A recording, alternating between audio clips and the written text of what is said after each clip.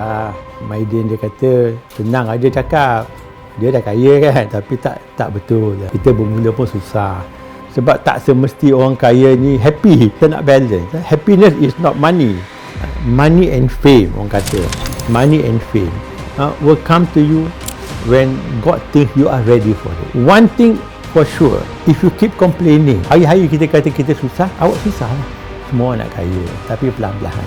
Naik tangga, jangan berlari, orang kata. Nanti kita jatuh. Nanti kita slow and steady, sabar, jangan tamak sangat. Kalau dah ada duit tu, please, with all humility, jangan kita kata saya dah kaya. Kenapa? Because nak tunjuk kat siapa. If you do good things in life, Tuhan macam mana pun akan bagi balik lah.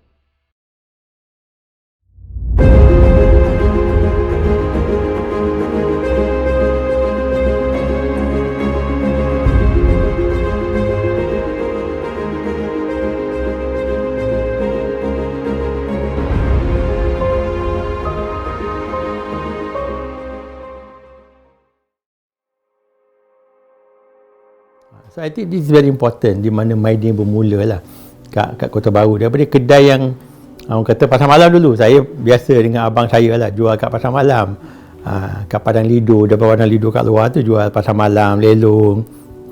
Biasalah tu, saya dah biasa lah. Nak lelong tu dah biasa. Daripada sana lah bapak saya jual pasar malam. Lepas tu dia buka kedai kecil di Jalan Pintu Pong.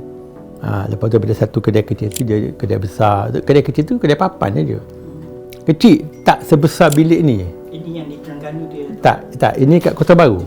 Di Kota Baru. Lepas tu, di Kota Baru tu, kita buka satu, lepas tu berhijrah ke kedai besar sikit. Lepas tu, abang saya, dia berhijrah pergi kat Kuala Terengganu. Dia pun buka satu kedai kat Kuala Terengganu. Sama juga kedai papan. Saya ingat lagi. Pasal kadang-kadang dia kena pergi kat luar, saya pergi sekolah. Kalau cuti, saya pergi jaga kedai tu, dia pergi keluar. Peniaga pada masa tu, satu hari tu, RM50, RM100. Kalau RM100 tak banyak. Dah banyak tu. Banyak tu, RM100. Dan pada masa tu memang banyak lah. Tapi kedai kecil. Tu pelan-pelan lah daripada kedai 1, 2. Lepas tu buka kedai besar sikit kat Jalan Tok Hakim. Lepas tu saya, bila saya pun biasanya kerja kat bank dulu. Belajar kat US, dapat beasiswa MARA. Saya pun banyak berterima kasih kepada kerajaan. Kalau tak dapat pinjaman tu, taklah saya, orang kata, dapatlah pelajaran yang tinggi sikit daripada adik-adik saya. Ini pun nasib, orang kata, dapatlah beasiswa tu. Jumpa datin pun kat sana juga. Kahwin pun orang yang sama jumpa kat sana. Kahwin kat Malaysia lah. Tapi itulah, dia pun marah sekolah, kita marah sekolah, jumpa kat sana, balik kat sini, kahwin. Lepas tu kita pergi balik kat US, buat masters. Balik tu saya kerja kat bank. Dan rumah saya dia pensyarah kat UPM. Lepas dah kerja 8-9 tahun kat bank tu, cerita panjang lah. Tapi ada sebab saya resign, and then from the bank, buka kedai kat Masjid India, yang kecil tu.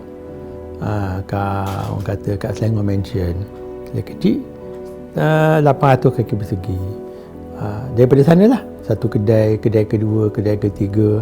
Cukup Alhamdulillah sekarang dah 63 kedai. Daripada kedai-kedai tu kita buka, lepas tu di Subang lah kita buka, orang kata, hypermarket pertama. Yang kat sini, hypermarket pertama pada tahun 2006. Saya rasa daripada sana sampai 2006 tu, orang ni tak berapa kenal Maidin tu siapa. Tapi bila kita dah buka Maidin kat Subang tu, orang kata ternampaklah mata ke, besar kedai ni, siapa pula Maidin kan. Lepas tu lah baru kita buka hypermarket ni, dan buka lagi 1, 2, 3. Sekarang bersyukur Alhamdulillah kita dah ada 63 kedai lah.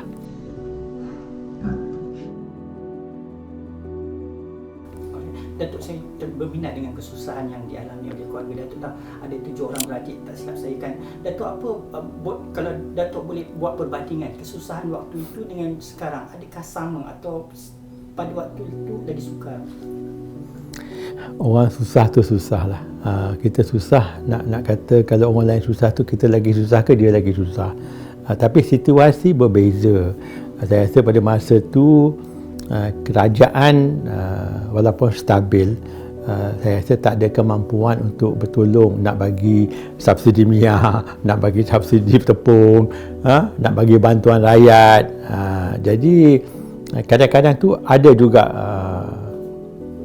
hikmatnya kesusahan macam tu. So if you have felt the pain, baru senang, then barulah kita boleh progress. Saya tengoklah, kita kata sekarang susah kan, barang naik harga macam ni, tapi pergi restoran penuh. Saya baru duduk minum teh tarik kat bawah kat nasi kandar tu pun penuh. Baca surat khabar pun penuh. Nak pergi cuti pun penuh. Ramai sangat. Semalam dulu saya pergi kat restoran favourite saya, Mabuk tu, pergi nak makan roti canai tu. Sebelah saya adalah orang saya tak kenal, satu keluarga makan lamb shank, tapi nampak biasa je. Biasalah. Tapi makan tu saya tengok, okey juga tu, lamb shank tu bukan murah kan Mabuk ni kan. So kadang-kadang kita ni senanglah kita duduk bising-bising susah-susah. I think kadang-kadang orang tak tahu susah tu apa. Jadi sebab itulah kadang-kadang ni kerajaan kawasan kerajaan prihatin ni, kerajaan ni baik sangat, sikit kita tolong. Bukan kata kita jangan tolong, tetapi what happen is kita jadi macam parasite. The society become parasite tau. Apa-apa jadi, mana kerajaan tak tolong kita, so kita tak tamat lah, tak kuat. Baguslah kerajaan tolong kan, baguslah. Senang saya cakap, orang kata kan, tapi maksud saya ni, you don't build up the macam kita macam COVID lah. Kalau dah dapat COVID ke, kalau kita tak kuat, nak lawan macam mana kan. Jadi kita ni lemah sangat kadang-kadang. And then kita ni over dependent on the government. So bila kita over dependent on the government, dan memang sekarang kita fahamlah political situation tak berapa stable, so semua duk main galeri, so allocation of resources, kerajaan dapat duit daripada mana? Daripada cukai ke apa-apa saja. So mereka kalau bagi bantuan, baguslah bagi bantuan tu, tetapi nanti tak cukup dia untuk orang kata development funding lah. That is very important. Kalau kita tak pakai dia untuk development funding, senang hari ni adalah esok anak kita yang susah, cucu kita yang susah. So the balance is very critical. I find that it's a pity that kita ni naik harga sikit marah kerajaan, nak subsidi untuk tol, nak subsidi untuk minyak masak, nak semua nak subsidi. Tapi satu dunia kita pusingkan sebetulnya tak ada subsidi. I think that's important.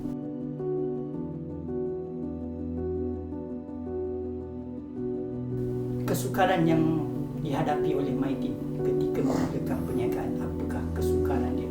Saya tak fikir tiba-tiba Maidin menjadi kaya dan ada modal yang lebih besar untuk menjadi sebuah empire seperti sekarang. Memang susah.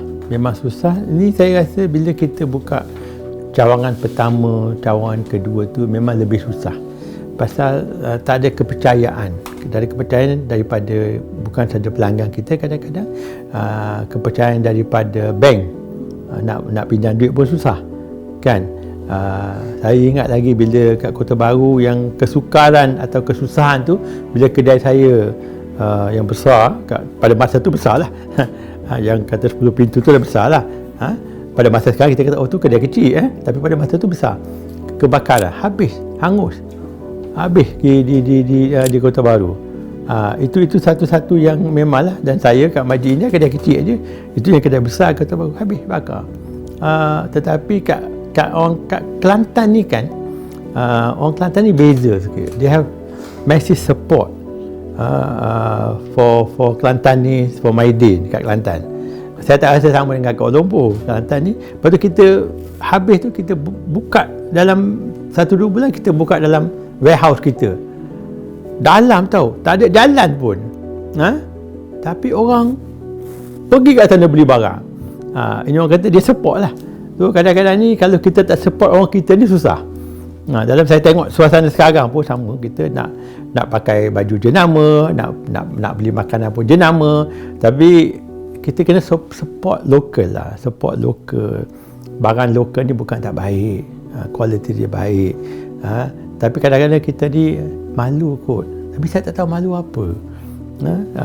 Kenapa kita nak pakai barang, saya pun tak pakai barang jenama sangat, biasa je bajunya.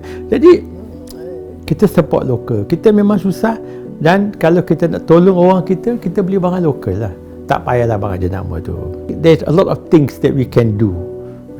And one thing for sure, if you keep complaining, hari-hari kita kata kita susah, awak susah lah. Kalau ada fikiran tu, saya dalam kesusahan tapi tak lama ni, positive thinking kita kata, then you will get out of that lah. Because it's your mind, a lot of things, if kita nak jadi sihat, kita kena kerja kuat tu untuk jaga kesihatan kita. Sama juga dengan kesusahan kita. Kalau kita nak kata nak kata comfortable, nak kata kaya ni bahaya, sebab tak semesti orang kaya ni happy. Kita nak balance. Happiness is not money. Jadi kadang-kadang kita kata, alah dia tak ada duit pun, kalau dia happy, okey lah kan. Apa yang kita nak kan.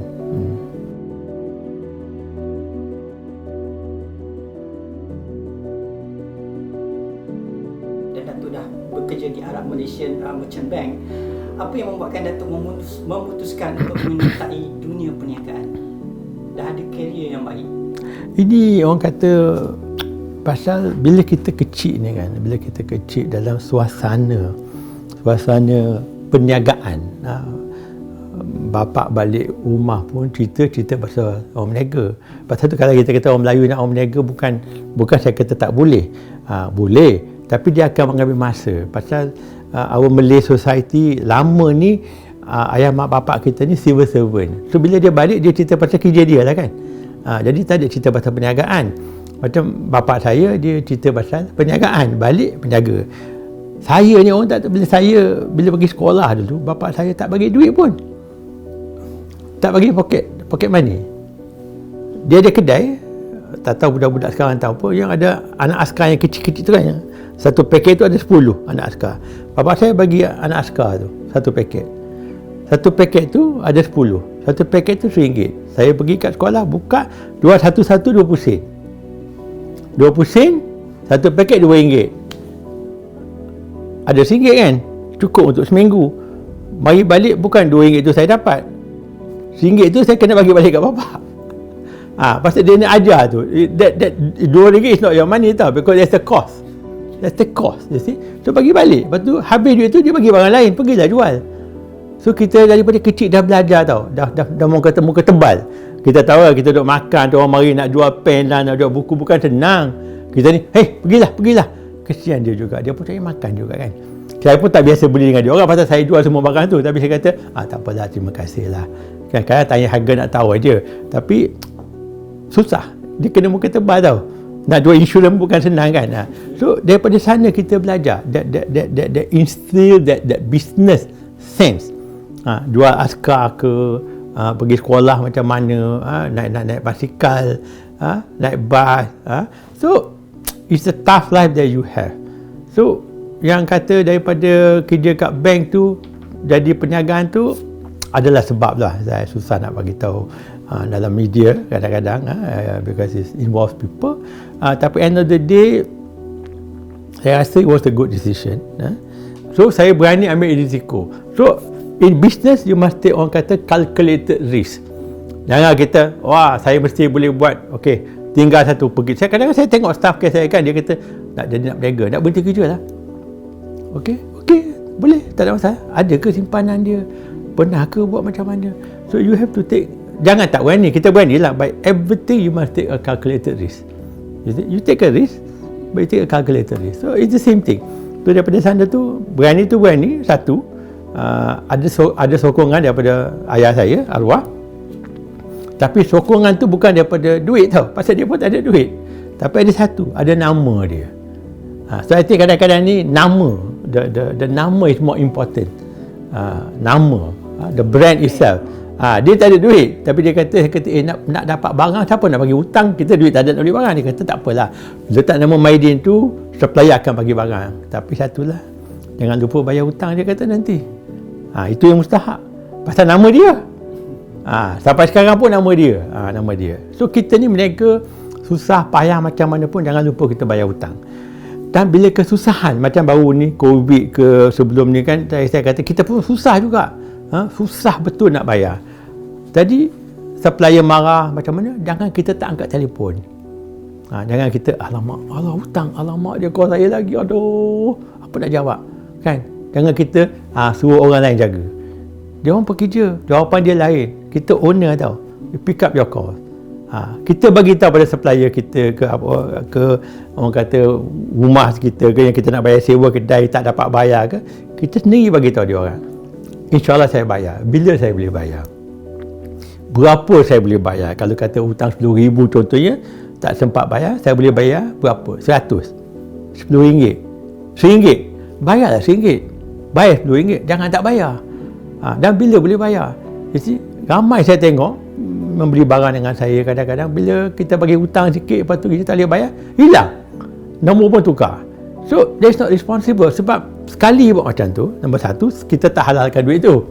Itu tanggungan yang berat pada seorang kalau kita tak halalkan kan. Yang kedua, it's a small world. Orang akan tahu, saya akan bercerita, orang akan tanya, orang tu okey tak boleh bagi barang, jangan, dia tak bayar hutang saya. So it is very bahaya. Kita berniaga, kita berhutang, kita kena bayar. Dan kita nak kaya ni, semua nak kaya, tapi pelan-pelan. Naik tangga, jangan berlari, orang kata. Nanti kita jatuh. Tu pelan-pelan. Jadi kita tahu bila kita naik tangga kan, kita naik tangga, kita sesak kita. Kita tahulah kita ni tak kuat, slow sikit lah. Kalau kita lari, boleh sampai tu, okey lah tu, kita kuat. Tu sama juga dalam perniagaan. Bila kita naik tangga pelan-pelan. So kalau jatuh pun jatuh sikit lah. Yang bahaya tu orang suka ambil lift. Naik lift, cepat dia naik atas. Kalau lift tu rusak sekali, boom turun, mati terus. Atau tak ada tenaga, nanti nak naik tangga kalau lift rusak. Jadi eloklah perniagaan tu kita slow and steady, sabar, jangan tamak sangat, and then kalau dah ada duit tu, please with all humility, jangan kita kata saya dah kaya. Saya tak faham orang ada duit sikit nak beli Lamborghini lah, masuk Facebook lah. You tak pernah tengok saya punya rumah dalam Facebook. Kereta saya pun saya tak pernah, adalah kereta mewah sikit pun tak pernah saya bergambar, tak pernah, because nak tunjuk kat siapa.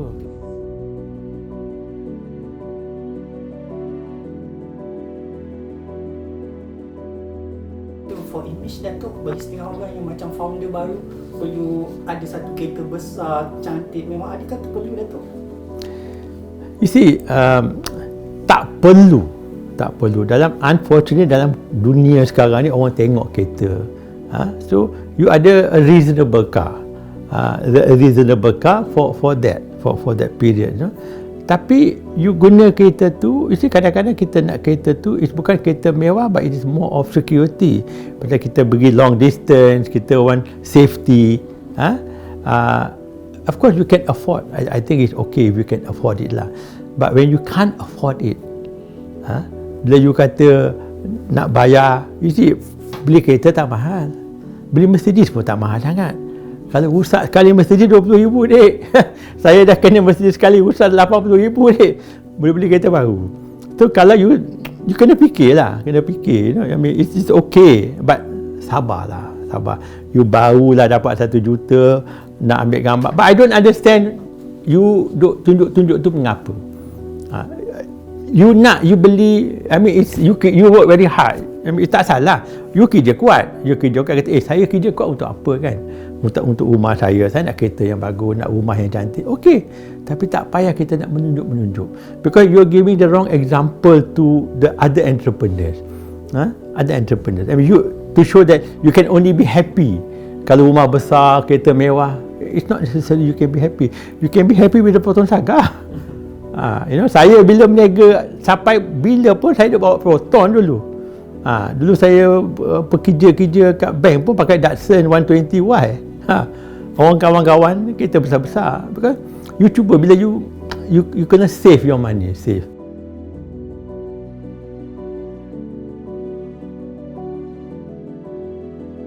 Datuk hadapi waktu nak bentuk Maidin ni, Subang ni saya diberitahu banyak bank tidak mahu memberikan Datuk pinjaman. Bagaimana agaknya Datuk mengatasi masalah tu, dan mungkin boleh menjadi contoh kepada peniaga-peniaga yang lain? Persistency lah. Bila kita nak buka yang satu hypermarket yang besar ni, memang orang tak akan percaya. Orang kata, I don't think your Maidin ni kan jual kat pasar malam, kedai runcit kat Masjid India, nak buka hypermarket, nak lawan dengan jenama-jenama yang besar-besar, mungkin tak boleh kot, you know. So memanglah cerita saya memang jumpa bank terbesar kat Malaysia pada masa tu minta pinjaman, dia pun gelak sajalah. So, tetapi akhir kata ada juga satu bank yang bagi pinjaman. Sebab bila saya kerja kat bank dulu, saya tak menunjuk-nunjuk, tak makan duit halal. Jadi pengarah pada masa tu dia tahu. Jadi bila kita dah nak berniaga tu, nak pinjam yang lebih tu, dia berani. Pasal dia kenali apa kita orang kata our value system. You see? So dia bagi, syukur alhamdulillah bagi, dan kita dapat beli bangunan tanah ni, lepas tu kita buka pelan-pelan. So I think if you do good things in life, Tuhan macam mana pun akan bagi balik lah. Tapi kalau kita minta-minta tu tak dapat lah. Dia akan bagi. So untuk saya ni kan, money and fame, orang kata money and fame will come to you when God thinks you are ready for it. Money and fame. So if you get money too fast, hilang duit tu. Pasal you tak pandai jaga duit tu kan. If you get fame too fast, kita jadi artis yang terkenal cepat sangat, orang kata, dia commit suicide, dia ambil dadah, kalau dia tak ready. Tapi tengok yang artis-artis kita yang pelan-pelan naik, macam M. Nasir contohnya kan, dia pelan-pelan tau, pelan-pelan. So dia become stable kan. So dia tak adalah, you know, all these funny thing, because they have taken time to grow. Kita punya Sheila Majid lah, kita yang ingat yang lama-lama. Okay, dan yang cepat-cepat tu kan, macam Elvis Presley pun such a good excellent singer, tapi akhirnya dadah, you know, Michael Jackson. So all those things, when you're not ready for it, if you get it, it's very dangerous. So dalam Maidin yang buka ni pun susah, bank tak bagi. Kesusahan tu semua orang akan hadapi, bukan Maidin saja. Untuk saya ni banyak sabar, persistency, and kalau kita ni orang kata pernah buat baik pada masa tu, kalau masa tu dah tiba, Tuhan akan tolong balik lah. Tapi kalau dah besar ni, like I said just now lah, humility is very important. Orang nak jumpa, orang nak bergambar, janganlah kita jadi action pula, orang kata. Macam saya buat TikTok ni, ramai nak bergambar sekarang. So kita with all humility, kita kata kita jangan jadi, kita ni artis, tak ada lah. You are only an artist because they think you are an artist. You yourself are just the same person. So I think it's nice to be acknowledged. It's nice to do good things. But be good lah. Be good. Be kind to people. Be kind to. Very important.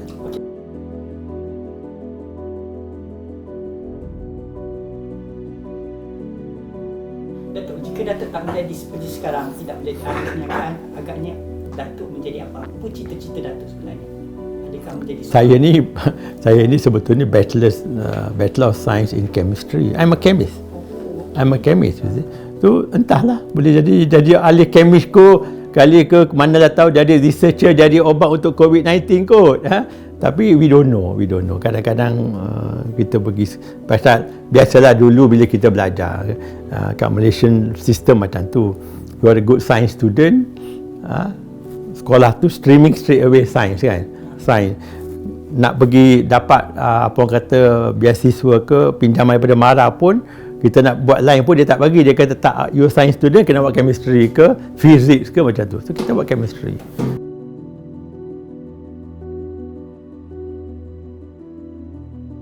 Apa nasihat Datuk lah kepada anak muda yang mahu menceburi bidang perniagaan ni? Tadi Datuk dah bagi banyak nasihat, mungkin ada lagi sedikit nasihat untuk mereka. Satu, jangan cepat nak kaya. Yang kedua ni, nak masuk dalam perniagaan, pergi kerja dulu.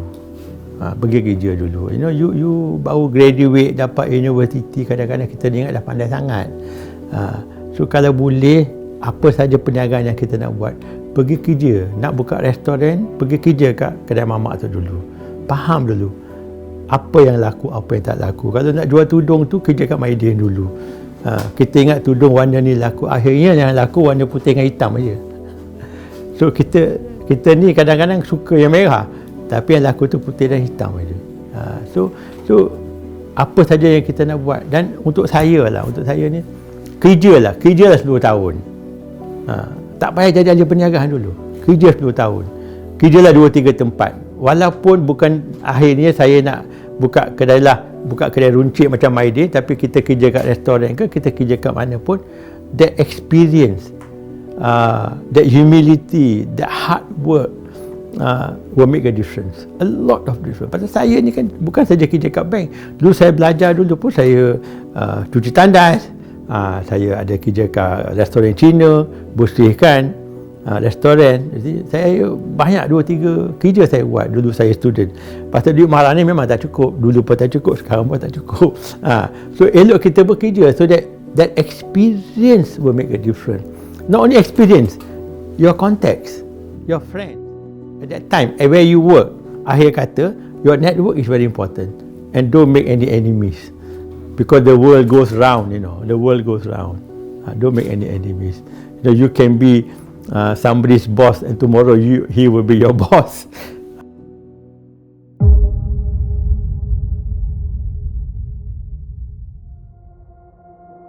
Jadi orang kadang-kadang masuk kat Maidin marah kat saya, kata, ramai orang nak beli barang, mana cashier awak tak buka kaunter, ada 40, buka 20. Kata, bodoh sangat ke Maidin ni, orang nak bayar, nak beratur, mana tak buka semua kaunter. Saya bukan kata hapuskan dan ambil balik subsidi.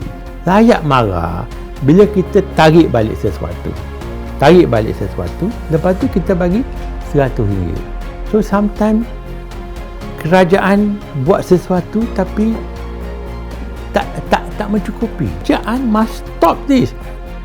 So government must tegas, tengok masalah dia dan ambil tegaslah.